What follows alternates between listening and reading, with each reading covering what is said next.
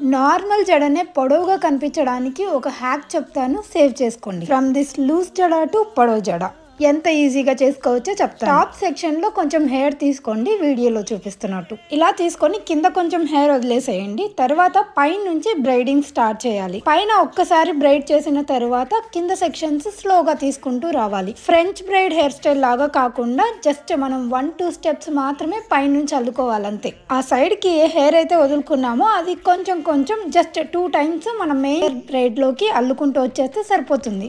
ఇంతవరకు చేసిన తర్వాత ఇంకా మన నార్మల్ బ్రైడ్ కంటిన్యూ చేయాలి. ఇది ఎవరంతటి వాళ్ళే వేసుకోవచ్చు. ట్రస్ట్ మీ, ఇది వేసుకున్న తర్వాత నా జడ ఇంత పొడవు ఉందా అని మీరే ఆశ్చర్యపోతారు.